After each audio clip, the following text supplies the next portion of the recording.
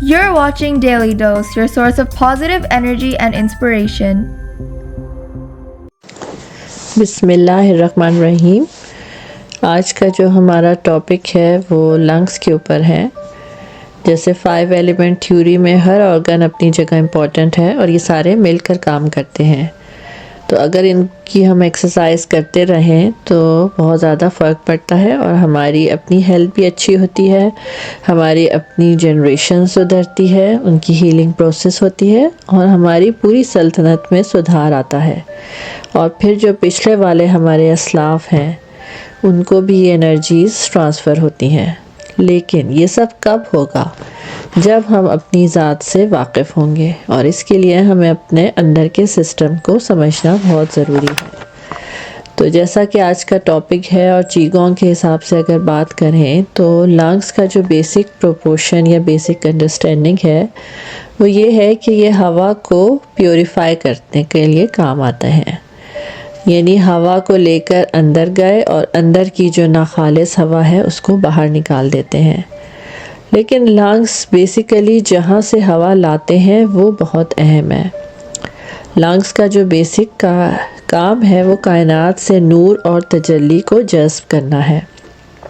वो कायनात की तजल्ली जब इस सिस्टम पे आती है जो कॉस्मिक लेवल है तो एनर्जी में कन्वर्ट होती है। उस एनर्जी से हमारा रंग बनते हैं और जिस्म में जज़्ब होते हैं। लेकिन ये काम इतना क्विक हो रहा होता है कि लंग्स पूरी एनर्जी खींचकर कॉस्मिक जोन तक लाते हैं और कॉस्मिक जोन की एनर्जी को खींचकर बॉडी तक लाते हैं। यानी ये हमारे लिए बहुत ज़्यादा मेहनत कर रहे हैं। और इनकी अगर शेप देखें तो सबसे बड़ा ऑर्गन यही है और उसके हिसाब से देखा जाए तो उसको कहा जाएगा विंग्स, क्योंकि विंग्स की तरह से दिखते हैं। इसीलिए ये अंदर की उड़ान के लिए बहुत ज़रूरी है। तो ये जितने स्ट्रॉन्ग होंगे उतना ही इसका फंक्शंस बहुत अच्छी तरह से काम करेगा। अब इसके प्लैनेट्स पे बात करते हैं। इसका प्लैनेट है वीनस। तो जो वीनस के बारे में जो सबसे अहम बात है वो ये है कि ये प्योरिटी का सितारा है। वहाँ ज़्यादातर ऐसी चीज़ें हैं कि हर वक्त प्योरिफिकेशन होती रहती है। और वीनस का अपना एक कॉन्स्टलेशन है जिसमें तकरीबन 27 से 28 सितारे हैं। तो बहुत बड़ा झुंड है उसका क्लस्टर और उससे बहुत सारी एनर्जी हमारे अंदर आती रहती है।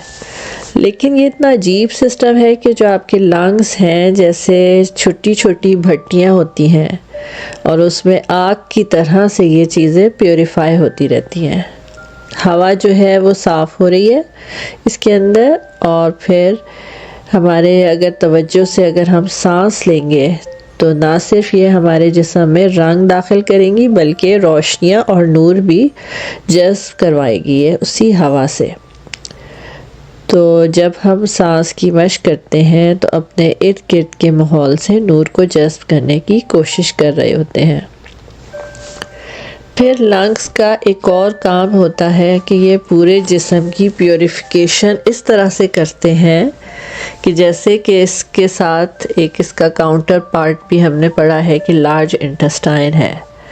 तो ये प्योरीफिकेशन वहाँ तक जाएगी।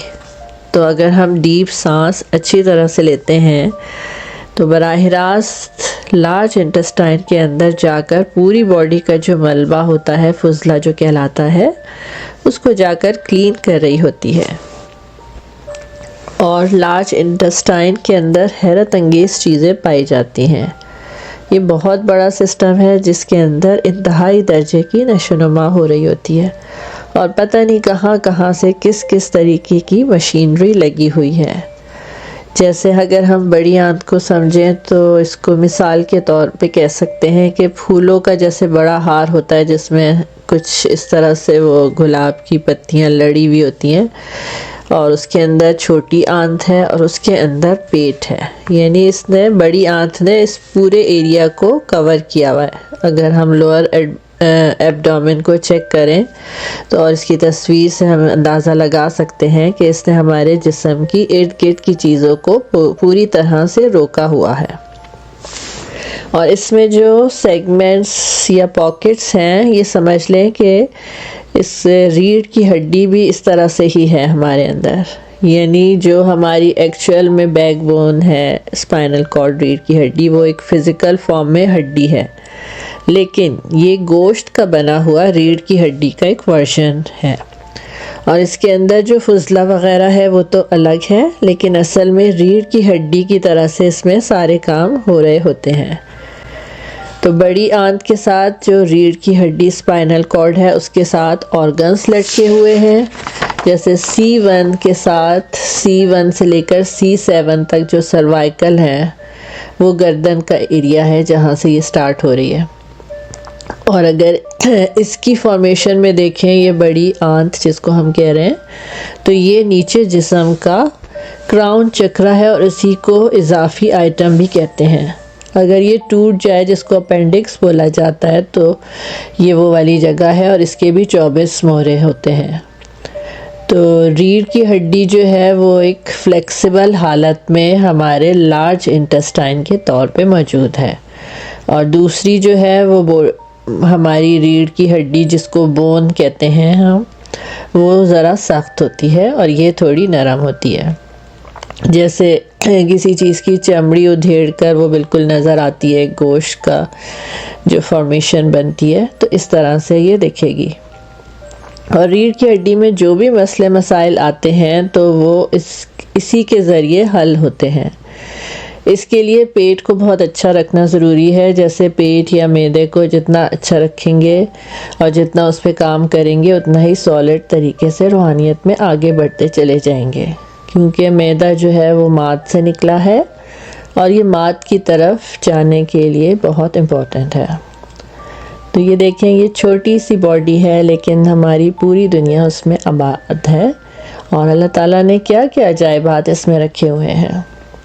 छोटी आंत को किस तरह से बड़ी आंत ने संभाल रखा है।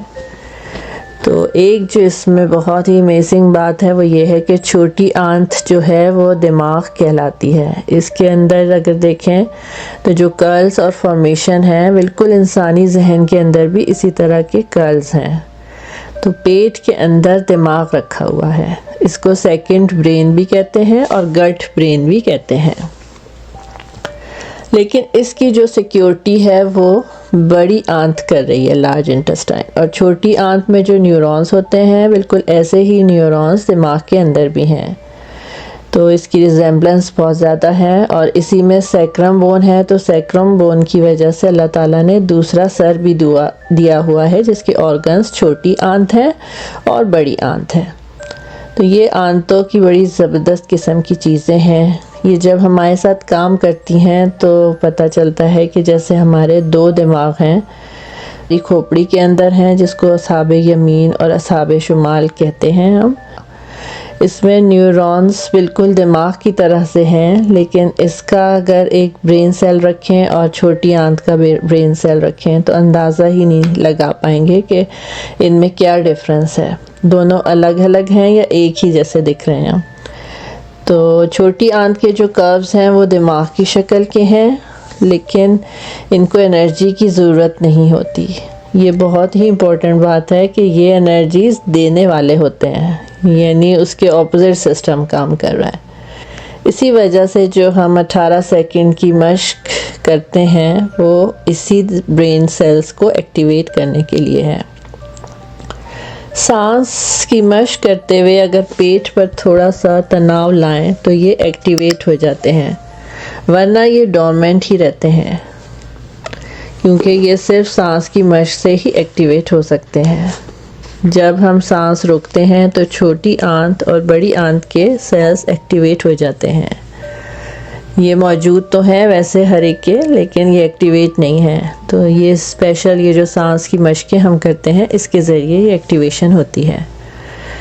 तो इसका जो है वो इमोशंस जो है वो नेगेटिव इमोशन हमें पता है कि गम है, उसको हमें पॉजिटिव इमोशन में तब्दील करना है। और पॉजिटिव इमोशन इसका करेज, बोल्डनेस है। यानी आपके अंदर इतनी पावर होनी चाहिए कि उसके मामलात को समझने के लिए ताकत आए, और वो ताकत आती है लंग्स के ज़रिए। अगर इसका रुख अल्लाह की तरफ कर दें तो ऐसी ताकत मिलती है कि बहुत ज़्यादा एनर्जी मिल जाती है। जैसे अब्बा ने जिल्द अव्वल में लिखा है कि शैतानी और तागूती ताकतों से लड़ने का अज़म और हौसला होना चाहिए, और इन कुव्वतों का काम ही यही है, वो पैदा ही इसलिए की गई हैं कि हमें नीचा गिराएं।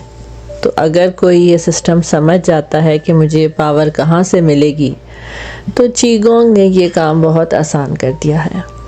और गम की फ़ज़ाओं को किस तरह से ट्रांसफॉर्म करना है, ये इतना बड़ा आलम नासूद तो है ही गम का। इन वुसअतों को ट्रांसफॉर्म करके अपनी ताकत बना लें। तो ये आज की जो 5 एलिमेंट थ्योरी में लंग का ऑर्गन था, ये उसकी कुछ इंसाइट्स हैं। Be sure to like, share, and subscribe. Thanks for watching.